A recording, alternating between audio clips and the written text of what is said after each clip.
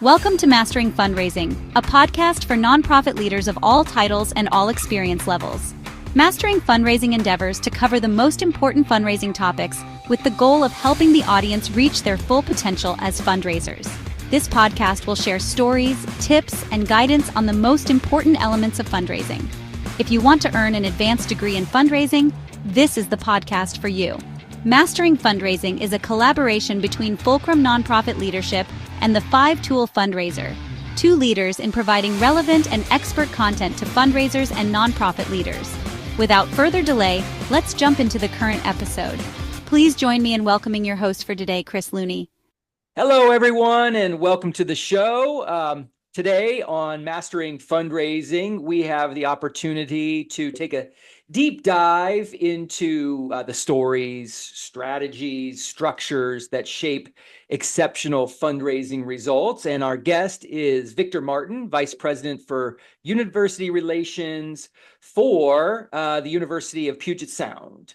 And under his leadership, the university has brought together marketing, communications, an advancement into a single centralized structure, which aligns brand storytelling with philanthropy, stewardship, and in community engagement. And in this episode, we're going to explore how this integrated approach helps Puget Sound tell stories that highlight the impact of giving, celebrate donors, and connect the university community around shared purpose. And Victor is also going to share some insights on how fundraisers and communications professionals can collaborate more effectively to elevate messaging, inspire generosity, and build deeper relationships with donors. So hang on, this is going to be a great conversation. Victor, thank you for joining me today. Thanks so much, Chris. With that intro, now you've raised the bar pretty high. I feel like I should have prepared maybe even more than I did so I can make this engaging for your viewers and listeners.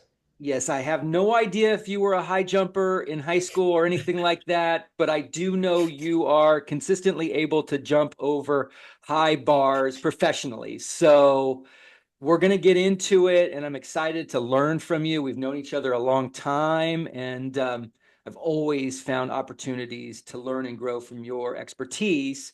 And what I want the audience to know is a little bit more about you. So if you don't mind, tell us a little bit about your leadership journey in the nonprofit space. Sure, thanks. Yeah, we have known each other a long time. It's been almost 20 years now. Hard to believe. Yeah. Which is when I got started in the nonprofit space. I started as a fundraising consultant of all things, which was shocking to me because I didn't really know the first thing about fundraising when I started. Right. And I started with CCS fundraising, had this wonderful opportunity to work on a campaign in Chicago.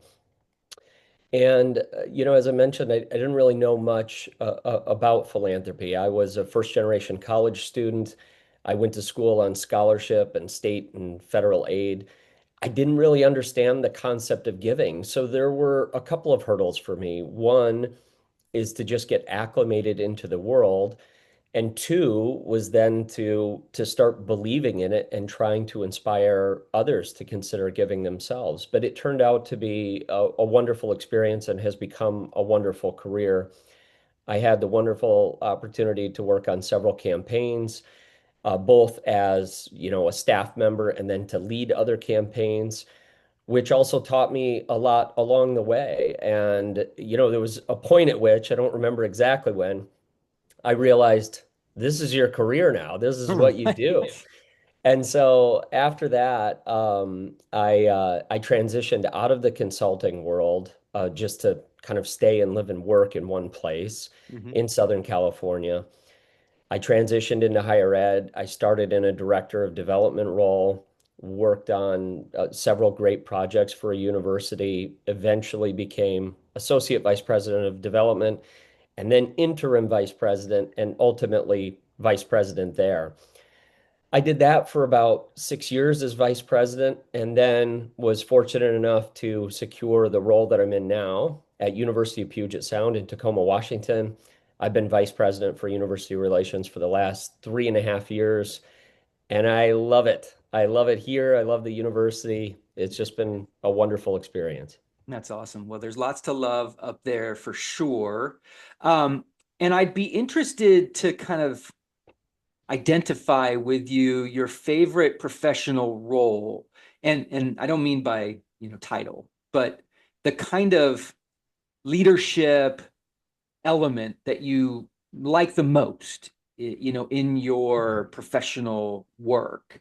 Could be mentor, strategist. I don't know. Tell me what is that kind of role and why is it so meaningful to you? Yeah, thanks. Strategist is an interesting question. I actually really like working one-on-one with donors. Some of the most impactful or meaningful experiences I've had have been when a donor wants to make a gift to celebrate something. And I can think of a woman who lost her child, actually, who was the first graduate of a specific program that had been launched at my previous university. And it was a delicate situation, as you might imagine, but working on the strategy and working in partnership with her uh, to ultimately secure an endowment gift to support students pursuing that same line of education was remarkable and impactful and inspiring and something that I still pull on today. I love doing the strategy work, but as you can imagine, as a vice president, it's not all one-on-one donor work. There are lots of other things helping Right. lead a university. I serve as a mentor, I think informally to members of my team and people at the university, but also in a formal way as a member of AFP in the South Sound. I think I probably like that best because I'm not the smartest person in the room. I never will be. I don't have all the answers, but I think helping people wayfind through their journey in the nonprofit space is something that either I can assist with directly, given my experience of entering this world and not knowing what in the world I was doing, Right. or connecting them with people in my professional network, which I just love doing, seeing people find the place where they feel most at home if they aren't currently in that situation or navigating a difficult work challenge or a donor situation. It's fun to just be candid and share stories, both of my successes and failures. But I also love leading my team too.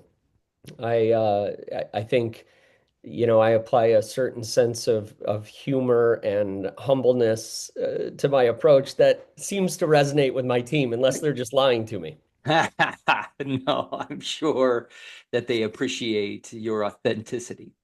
Thanks. Yeah, yeah, that's good. Well, let's move on to the question of mentors.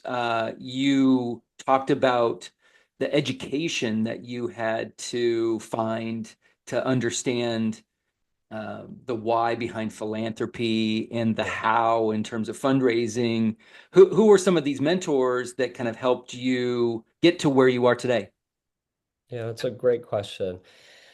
So many people have helped me along the way, but I think when I first started in this journey, I started at CCS in Chicago. There was a guy named Kevin Cherup that was a fantastic mentor to me. We just kind of resonated from the start. We both had fathers who were machinists and came from similar backgrounds, and he entered that world not really knowing much about philanthropy as well. And I think right away we kind of clicked. When I was in Southern California, I can think of Chris Frank, who was the CEO of a Chamber of Commerce. And although it was a little bit different line of work, it was really interesting to work with a seasoned leader who could have a candid conversation with me before a meeting. Then we'd go out on a donor meeting together, and then we would debrief after. And so to hear someone at that level with that much experience and Right. see what they were thinking, what they were going through was so impactful. That's great. Now I've got Dondi Cup at Seattle Children's, who's been a great mentor and friend. And it's always nice in our world. I don't know if we talk about this enough, but to have a safe space to bounce ideas off of one another, especially with somebody who's going through the same thing. Yeah. And then I guess lastly, I'd say my father inspired me, with a work ethic. He was just somebody who didn't work in philanthropy. He was a machinist, as I mentioned, but his work ethic was incredible. And so I draw on that all the time. And I have to mention my team. This is the other thing. Not in a formal way, but I try to listen more than I talk, although that might be a little reversed during the course of this podcast. But I learned so much from watching these fun, creative, passionate people do their thing and come up with great ideas. And they mentor me in as much a ways or as many ways as I try and lead and inspire them.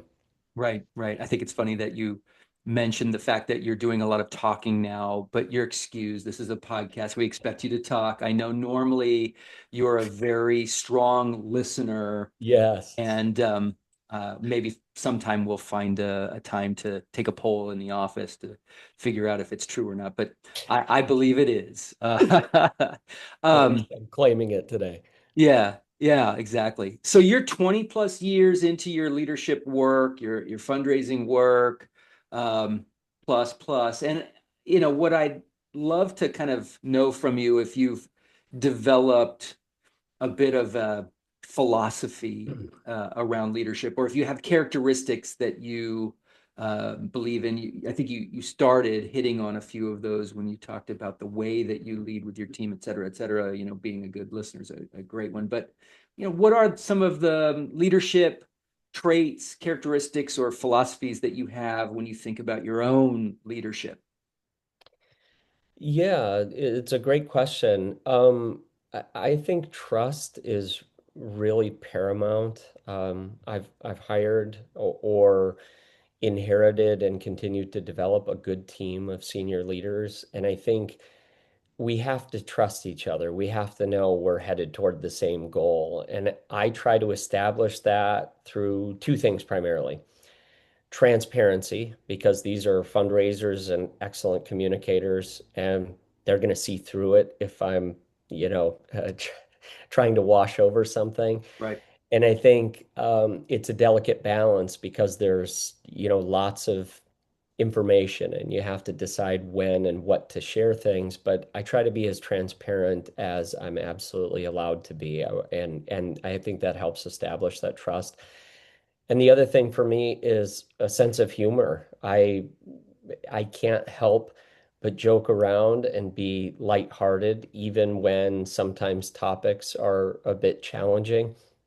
Not to diminish them, but I think it's my natural way of reminding people that we're still in this together, even if we have some hurdles in front of us. Right. And Right. there's a way to take the work seriously, but not to take ourselves too seriously. And that's just the way that I approach things. And, much like you're going to take a poll in your office, I suppose you could take a poll in my team. I think it works fantastically.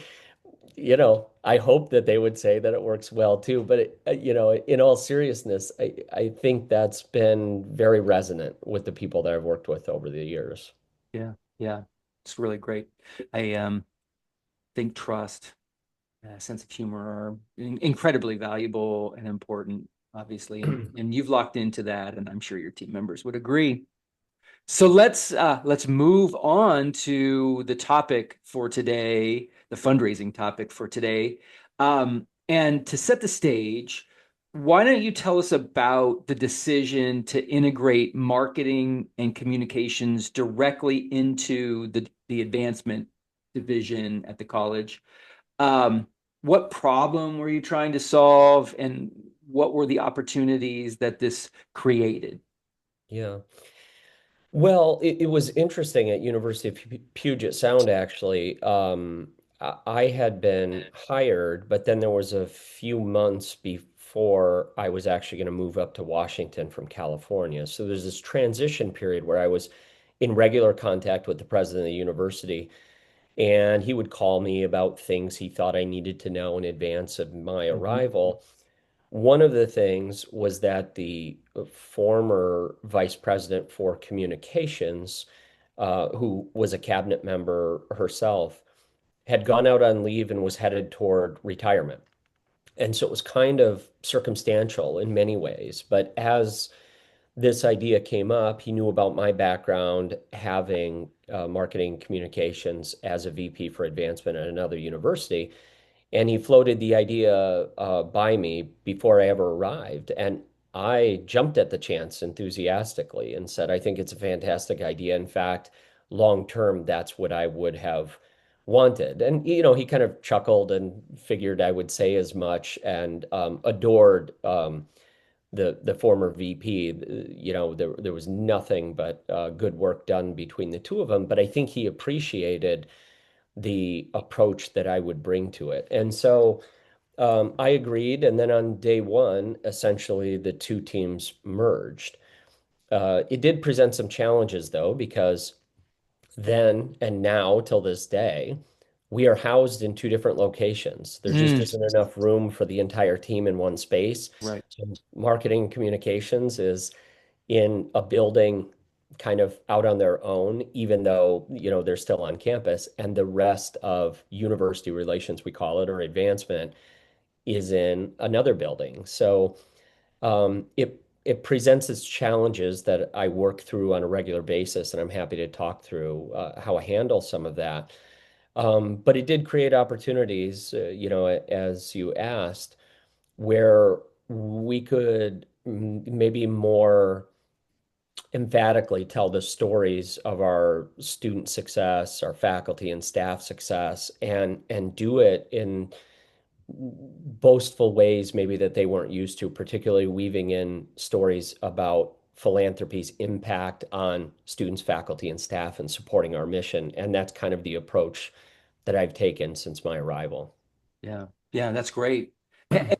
How has having a unified Marcom and advancement team sort of changed the way your institution approaches storytelling? I heard you say that you perhaps get to brag a little bit more strongly and weave in the fundraising element of how that came about because of that is but how are the other ways that storytelling has changed? Well, I think we think about elevating our profile pretty universally now. So, in the ways in which we tell our stories, particularly to external audiences, we have that aim of elevating the profile, highlighting the power and impact of giving. And we're also thinking about the ways in which external audiences broadly consume this that might not be so affiliated with the university. So you take prospective students and their families. Can we tell a story in a way that doesn't seem all donor centric or all impact centric or all attract new people to the university centric? Can we tell it in a way that it's kind of evergreen and can be used across these different teams as they meet with people, whether they're donors or alumni or prospective students and families? And I think looking through that lens has changed the ways in which we're telling stories in some obvious ways, as you might imagine, and some non-obvious ways. So, I mean, I can give you an example of something that we just did. We had updated the logo, and so Grizz is our mascot, and Grizz, who's like this grizzly bear, right? Mhm. Um, we had gone through kind of a brand unification and refresh. And when we upgraded that logo or when we enhanced it, it looked decidedly different than the mascot. I mean, you could tell they were both the same, but not exactly that close. And we thought, well, this is an opportunity um, to take a new approach. That mascot has been in place 20 years. The costume is weathered a little bit, and it doesn't closely match, right? So we went through all the internal processes of talking to the people and the stakeholders as we did, but then we created this fun persona around Grizz and created a story for, this mascot that maybe hadn't been told in as much detail as before.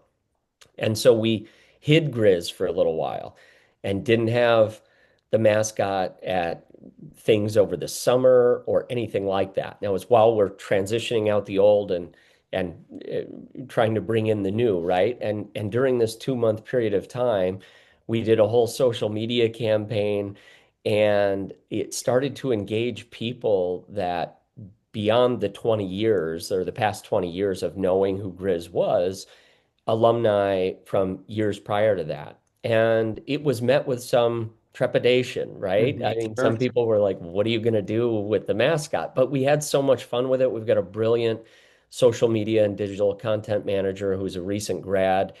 And he, in partnership with others, kind of led this effort. And it allowed us to re-engage some folks that had worked on the original mascot and bringing that to life.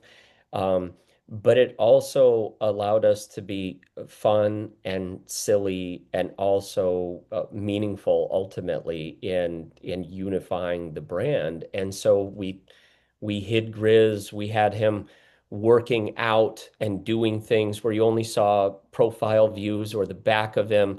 He was at the library reading books and doing all kinds of stuff to come out with his new look.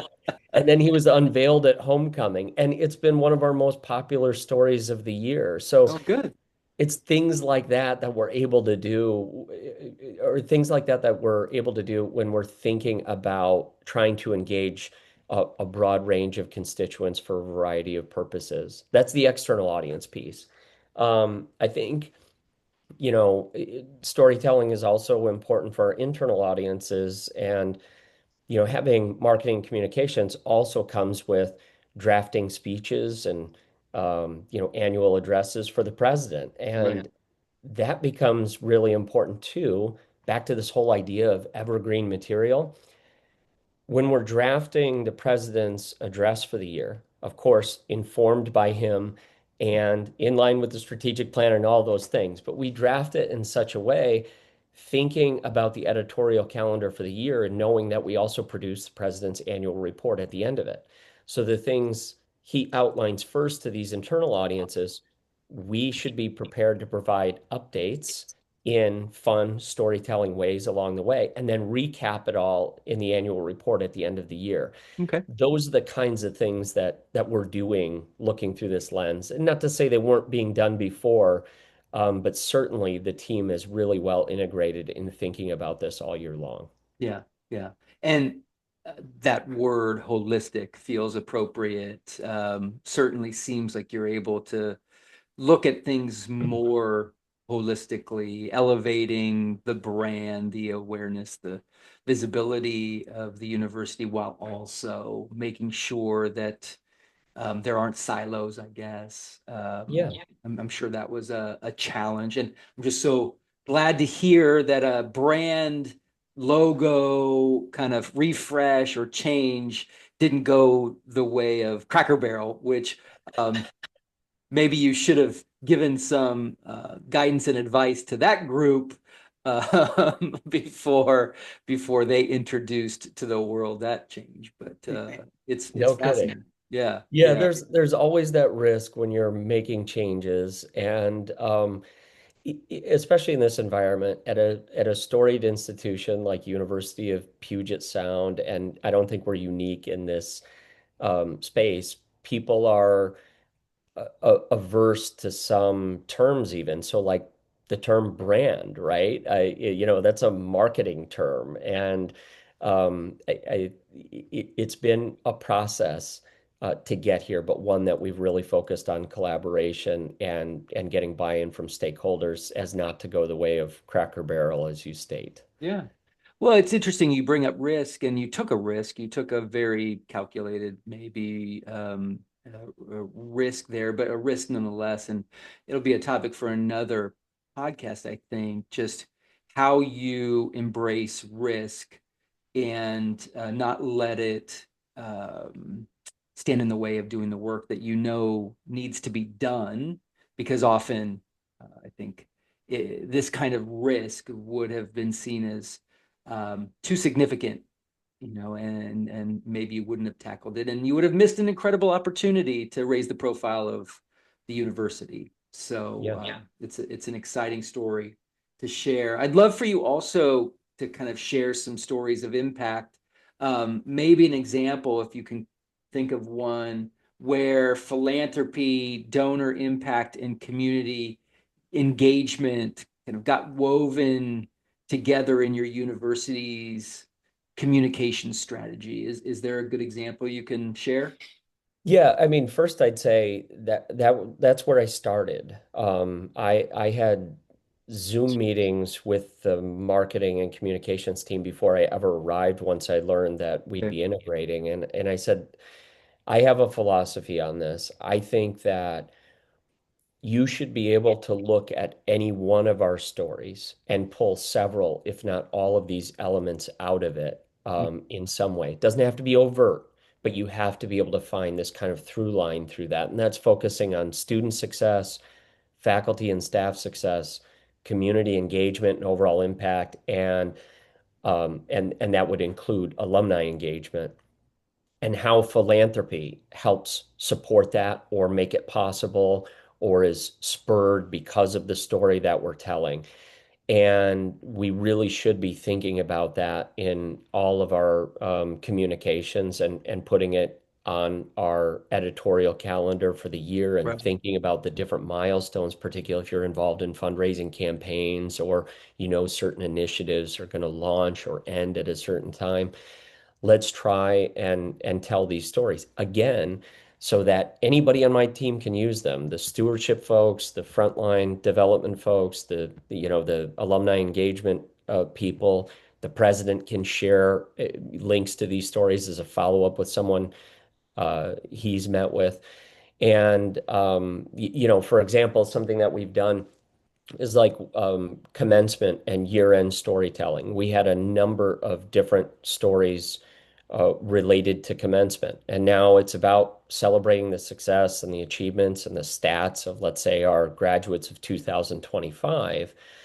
But it was also about commencement itself, the importance of that milestone and matriculation into meaningful employment, graduate work, Mhm. volunteer service, whatever our students choose to do, and then highlighting how philanthropy made some of those things possible. So, did many of those students attend and be able to achieve this milestone because of scholarships that had been endowed by donors? And so I think that was, one thing that we certainly do. And then, of course, we take pictures of it. We have a beautiful stewardship report that we provide to our donors, and the cycle continues. There's tons of community engagement stories in there because we have so many events in and around commencement that we highlighted as well.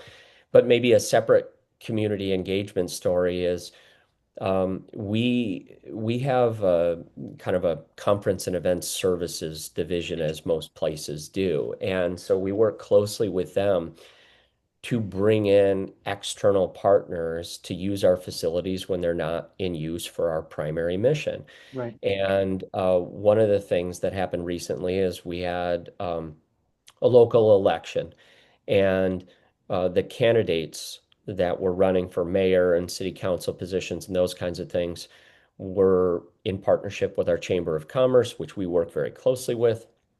They were looking for a host site for a debate. They chose us as a partner in that work. We had our team there writing a story about it. The chamber had their team there writing a story. We invited local media, and this story ends up getting published after we, did some work with pitching. It ended up getting picked up by Yahoo News, and that was huge for us in terms of brand awareness, but also in terms of just highlighting the ways in which we are engaged with our local community. We All always right. want to be seen as a partner, the cultural hub of the region, if you There you will. go. Yeah. It's as important as anything else we're doing. Yeah. Yeah. That's great. Way to tie that in. So you mentioned photography, which is interesting. You mentioned commencement, which comes with all kinds of different publications, I'm sure, whatnot. But I'd be interested in understanding better the specific kind of storytelling approaches um, using channels. Yeah. Like, what are the channels that you think about most often in terms of getting that message out, elevating the profile? Like, what are your key channels of communication? Well, thanks for that, and you've highlighted some of them. I mean, we have an outstanding, don't tell anybody, no one watched this podcast, an outstanding photographer and videographer. Do not come after this person. He is incredible, just lights out. He he just gets what we are doing, and we work very closely with him on approaches to stories. So we do the things everybody does. I mean, we have an alumni magazine that's printed and sent out. It's also put online digitally. We have a weekly newsletter called The Hatchet, and that's been, fantastic for us. We have the President's Annual Report, which I've mentioned, another print and digital publication. But I think what we've done is enhanced our social media to appeal to certain audiences. Yep. We've continued to maintain that alumni magazine in hard copy because that appeals to certain audiences. And then what we've done is we've weaved in the stories, this visual storytelling that this photographer, videographer does through the digital forms of communication. We've tried to use video wherever possible. And our social media and digital content managers is great with short videos for social media. I think just putting an emphasis on those things has driven engagement so much. We've been up in engagement year over year the past 3 years since we've Good. hired these people, and we're trying to tell our stories in the way that people want to consume them. Some Yep. people still read really long articles with black text on a white page. They do. What? But a lot of people want to see it and they Yeah. want shorter clips and they want to get a full experience of the story. And I think it's important. One of the first things I learned in fundraising is put a face to the campaign. Right. I can say student, student, student all day long, but if I show you a student, that's going to have more impact on you than me just talking about it. 100%. Yeah. How do you measure whether things are resonating with these internal or external stakeholders? Is there a calculus that you have, or how do you know? Yeah, there's a calculus. I'll tell you one calculus that I have is our board chair texts me a lot more than she used to, and it's with a lot more compliments than friendly advice as before. And so, as silly as that sounds, that is a great indicator because she has her finger on the pulse of the board of trustees. And if our social media, as distant as some of the content may be from the social media that trustees are consuming on average, if they are pleased with it, I know that it's resonating across generations, across industries, Good. and it's working well. Now that's an informal measure that I use, which I appreciate. But we do the same things that you might imagine. I mean, we're looking at the number of likes, views, shares. We're looking at website traffic year over year and month by month. Where are people clicking to? Are they ultimately reading a story and then clicking through to make a gift? Um, and so I think those are, most of the ways that we're evaluating this. And before, we used to just put, let's say our alumni magazine was in print only and then PDF'd and stored on a site, and you couldn't track who was visiting it. We've adjusted that so we print, like slightly smaller quantities, push out digital in different spaces, and then have links to go make a gift or go visit other pages for more information about certain stories. And so we can see what's trending a little bit more closely and what's not. Perfect. That's great. Um, I think a lot of people would understand and recognize the fact that development professionals, communications professionals often have different rhythms, different goals. What are some of the best practices you've found for kind of aligning the different cultures, approaches, those kinds of things? Was that kind of a thinly veiled question to say the creatives are kind of hard to wrangle? Well, yeah, I mean, no, because I've never been one, so I wouldn't know. Yeah, I'm sure that's probably accurate and fair and appropriate because they have talents that most mortals don't. Yeah. Yeah. So how do you please everybody? Yeah, no, I'm just teasing, but Well, also, fundraisers are tough too. So it's not as if it's sort of like, oh, the fundraisers are just so easy. yeah, I didn't mean that at all because we know they're not. So, but each needs to be served. yeah, absolutely. No, I get your point, and it is something to think about. I mean, we're coming from different backgrounds, different experiences, different education, different parts of our brain, that are firing at different times, and it is an interesting challenge, although one that I think we've been able to manage pretty well by appreciating and leveraging the tools and the gifts that each person has to offer, and realizing that, me, for instance, I'm never going to be the foremost expert at annual giving. Our director of annual giving is going to be that. I'm not going to be the social media expert. Our social media manager is going to be that. And I think that um, the the important thing is to make sure that we're focusing on our culture. That's our foundation as a unit. We're all there to support each other, to advance the university, Right. and to do that and to maintain maybe any culture. It's like any other relationship. It requires a lot of time and care and investment. And I mentioned that our marketing team is housed in a different location on campus.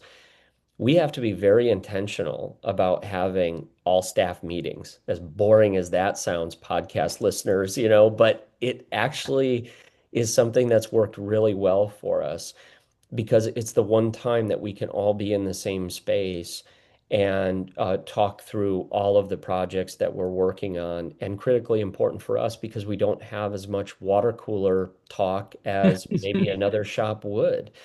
Um, I think the other thing that we do is try and infuse fun into meetings if possible, but also into some regular activities. So, like, our executive director of corporate and foundation relations does team building exercises, and I think we have those monthly. At our last all-staff retreat, they organized a scavenger hunt around campus, and we had to go looking for interesting and little-known facts about the university. But they designed the teams in advance, so they put a member of marketing, a member of Right. stewardship, a member of development, a member of alumni engagement, and so on, member of advancement services on every team. So you were forced to interact with, engage, and work as a team with people that maybe you didn't work with on a daily basis. And we try to do that all the time.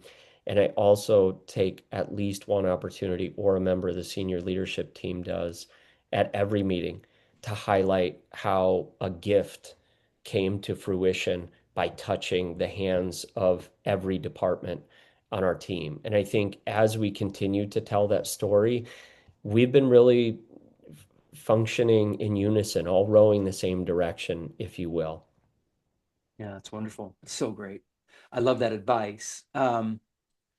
Here's some other advice I'd love to give, and that's how can fundraisers help communicators better understand sort of the donor psychology, and communicators help fundraisers think more strategically about messaging and brand consistency and those kinds of things.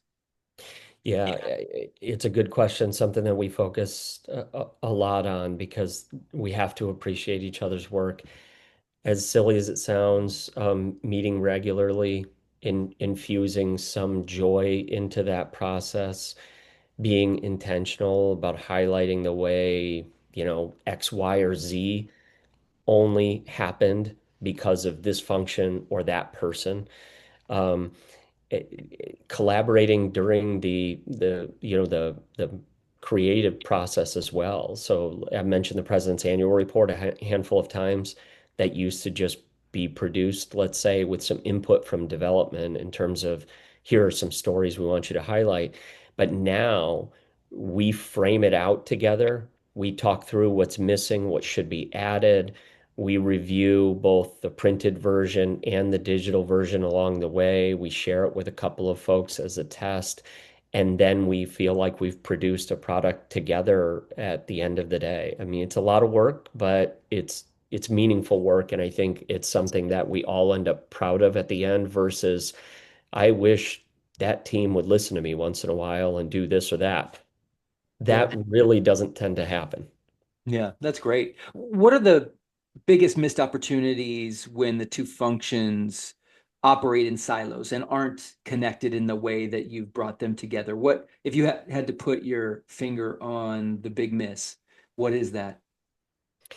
When I first arrived, even though marketing communication had come under our umbrella, our uh, kind of our head of philanthropy, our philanthropy advisor, he came to me a couple of times and he said, "Hey, we're publishing this story about this, the impact of this endowment. Do you think it's okay if I write marketing and ask them to infuse the donor's name here somewhere?"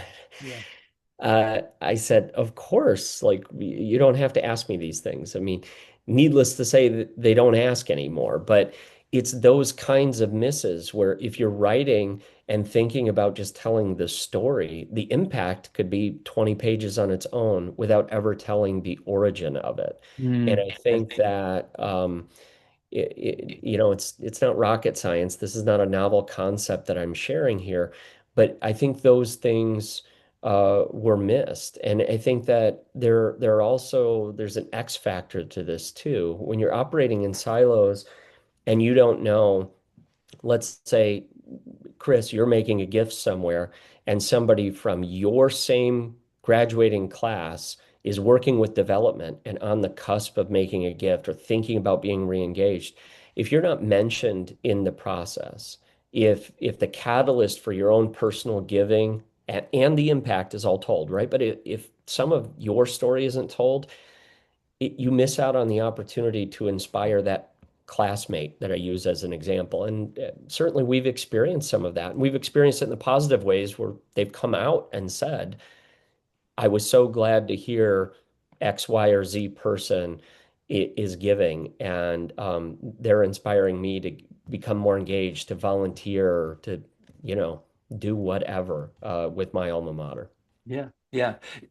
Do you find it hard or challenging sometimes to get people to think of storytelling not just as marketing, but as a form of stewardship, relationship building? Is there a tension there? I don't think there's a tension anymore. I think at first, when I first arrived, there were more purists, I guess, if I can say that, and no fault of theirs. I mean, they're telling stories in the way that they had been accustomed to telling them. But I think when we, particularly back to your previous questions, like if development staff can share a donor's perspective with those storytellers and say this is what I know them well, I know they would wish for this to happen, or thank you for including them, I shared this story and here's how grateful they are, and this is the note they sent back to the writer. I think those are the kinds of things that can relieve that tension. And it we employ the services, the talents of marketing in almost everything that we do. So like for our annual donor stewardship reports, we have a fantastic donor stewardship team, but they do work closely with the marketing folks because we have designers on that team and they have a different skill set in terms of packaging this at the end of the day. When we get a note back from a donor that says, this is the most remarkable stewardship report I've ever had. The content isn't necessarily different, but you brought it to life in a different way. Yeah. I think both teams can appreciate what's happened there. Yeah, no, that's great. I don't want to take a step backward, but it seems as though in a hospital or healthcare setting, the marketing departments were typically separated from fundraising, and in those cases, the marketing communications people had a specific objective of patient acquisition, for example. It's like we have to get more patients, so we're going to market about how great our doctors are, so more patients will come, that kind of thing. And then separately, the development was like, hey, we have to, attract donors, so we're going to talk about it. And they had very different stories, very different everything. And in the educational setting, I'm sure there historically has been that tension about we need students. We need, we need to get students to come to this university. So we're going to position our marketing communications around that. And then separately, the philanthropy folks would be like, we need donors from alumni and whatnot, right? And so the combination of healthcare advancement, education advancement, I know brought those two together, and that's a big deal, right? Because it's not just one or the other. It's not acquisition and it's not philanthropy only. It's both, and all these other things, community and everything else. And so, um, are you finding that some of that resistance, some of that old school thinking about communications is dying away now, or is it still unique? Or I mean, or is it still kind of special when it happens that they're together? Well, I was just meeting with several VP counterparts of other liberal arts universities, and I met with many of them. I think there was only one person at another university who, as I was talking to this group of people, had come up to me and said, "We need to exchange information because I have marketing communications as well, and let's bounce ideas off of each other." And his perspective was this was great for us to have, but he didn't have a broad network of others to share thoughts and ideas with because they still remain separated. And I had a separate meeting with, I don't know, 6 or 7 of these folks as we went into a breakout group. And, we went around the table and they said, do you have, who's on your team? And when I said I have marketing communications, the rest of them gasped and they said, oh, thank goodness we don't have that. I so that's anecdotal. I mean, I haven't looked at the data to see how many still maintain Right. separate shops or not, but the sense I got, at least in my small corner of the world, is that they still remain separated largely. There isn't uh, so much an issue at my institution because we continue to message that enrollment is important, alumni engagement is important, philanthropy is important, and just overall sharing the success of our students, faculty, and staff and their respective impacts in the communities they serve is important. So I think getting over the hurdle is probably a challenge for some. Yeah. Once you're there, you have to feed and water it, like I said. I mean, it takes a lot of work. But once you're there, it's relatively smooth sailing in the sense that if I have an idea as an advancement professional, we can go immediately and affect that change in communication. Or if the president wants to see something particular happen, and he at my institution obviously has the goals of philanthropy being supported and enrollment, we can make that happen really easily without much negotiation. And I work very closely with the VP for enrollment here. So it's all about partnerships. It's all about communication. It's making sure we understand we're in the same, aiming towards the same goal, which we are. That's right. Well, I'm a huge fan of the integrated model. To your point about it taking food and water and care is probably the most important element, because these models can exist separate with great people, Yeah. or they can survive or thrive in an integrated way with great people. The key is the great people, right?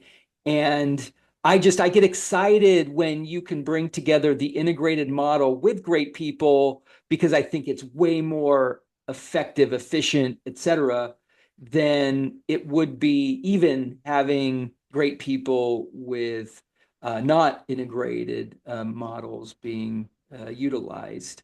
And I don't know if you have a different opinion about that or share that, but maybe even more important is, well, if integrated models are better, which I assume you feel they are, and great people are necessary, what's the future look like? What's the next stage of growth in your mind? Where are you going to go next?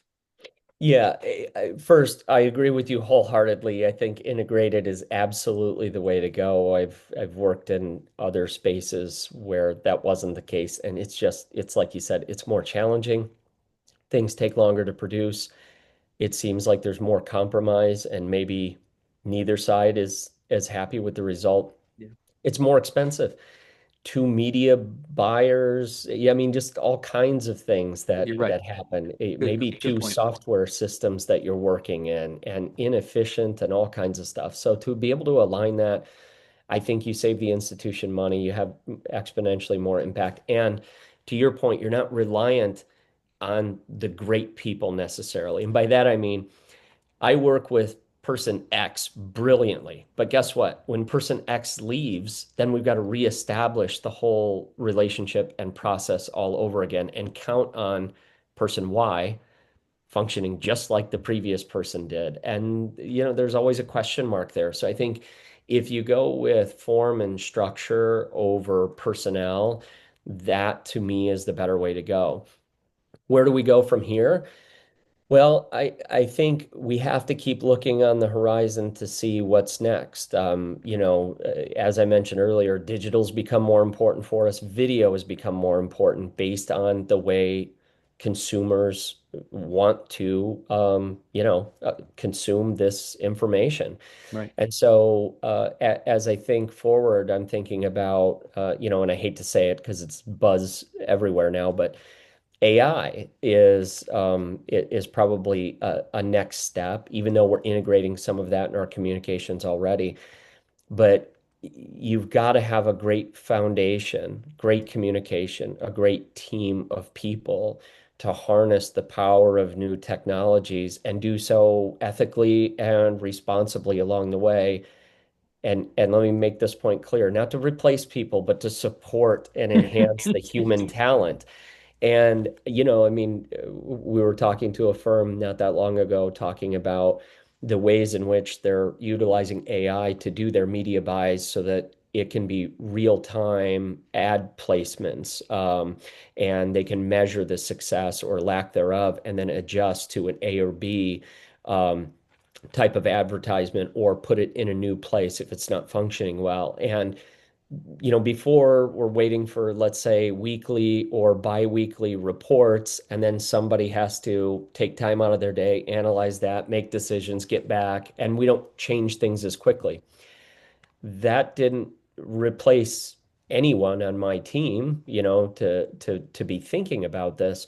Rather, it made their work more efficient and theoretically more effective. And that's one of the things we've done in fundraising too. We've just moved into, we're partnering with Givesy version 2 AI, if you know them. But and we're using them as kind of a digital engagement officer, a virtual engagement officer, if you will. Right. We have so many alums, so many prospects. I don't have enough people on the team to reach out to them. So Right. this tool starts reaching out and touching base and gets them to a point they can hand them off to the human talent that we have, and they can have a personal experience. We're totally clear about who they're working with from the start and all that stuff. But back to close up this whole loop, marketing communications was so integral in the development of our avatar and in the language and the scripting and the brand elements that we put into place when we're using this tool. A development person or an engagement person couldn't have done that on their own. So it's really taken the whole team to do it. And I think that's kind of where we're going as we look toward the future. No, that's awesome. That's I suppose it's not the case, but it would seem funny if Grizz was your avatar for your development office. You're being outreached to by our newest junior associate in the advancement department, Grizz, Yeah. who's excited to meet you. We had considered that. I'm sure. But yeah, we went with Susan Logger because we're the loggers, and Susan actually was the most common name in our database for our alumni and Oh, that's interesting. constituents largely. So we thought, oh, that's a common name. It's going to be well received. So I mean, we put tons of thought and effort into Of this, course. That's great. and we're testing it out now. Good. No right or wrong answer. Yeah, good. I love that. Well, one last question. Sure. If you could give one piece of advice to those fundraising leaders out there looking to elevate their communications and storytelling capabilities, what would your advice be? I appreciate this question very much. I mean, for what it's worth coming from me, I'd say be honest and transparent in the stories that you tell and focus on the positive and lasting impact that your organization is making, because all of us in the nonprofit space are doing really, really impactful work. So many great things are happening. Our communities are improving through the work that we do. So simply shining a light on the impact and doing it in an authentic way is the best way that I know how to approach this work. And I think all too often, we're all doing this great work. We have these great stories to tell. The miss comes in either the resources that we have or the approach we take to telling those stories. So if we can share those stories, if we can put a face to it, if we can highlight the impact of our work, particularly for people who are, philosophically aligned with your mission or vision, there's a strong chance it's going to resonate with them, and it might be the first opportunity to attract new donors, new students, new patients, whoever you're trying to serve. But doing it in that way, I think it's the approach I'm taking, at least. I love it. I appreciate that. And it's great advice. And I'm just so grateful to you for sharing so much wisdom with our audience today on this topic of the integrated model of advancement, blending communications and fundraising, which is the right way to go. It's such a powerful way to approach the work that you're doing, but the work that so many nonprofits have to do. So I do hope that the audience has a lot that they can take away. And Victor, I'm just so grateful to you for being such a force for good out there. You have been consistently good and expert over these 20 plus years that I've known you. And I wish we could continue the conversation here. We'll have to find another way to continue the conversation separately. But for today's conversation, today's episode, we're at the conclusion. For the audience, I hope you enjoyed it. If you like this content, I would encourage you to subscribe and like it. And also check out The Nonprofit Edge, another podcast, and Lead for Good, another podcast. All three of them interview extraordinary nonprofit leaders and really dig into some of their expertise so we can all learn together. But for today, we're at the end, and I hope you all come back real soon. We'll see you on the next episode of Mastering Fundraising. Bye, all. Thank you for joining this episode of Mastering Fundraising. We hope the conversation was helpful and invite you to like and subscribe to this podcast for more conversations with extraordinary nonprofit and fundraising leaders. To learn more about Fulcrum Nonprofit Leadership, please visit us on the web at fulcrumleader.com. To learn more about the 5-Tool Fundraiser, please visit us at 5toolfundraiser.com.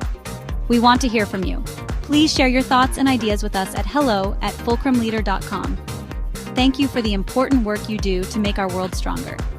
We look forward to welcoming you back during a future podcast. In the meantime, take care and be well.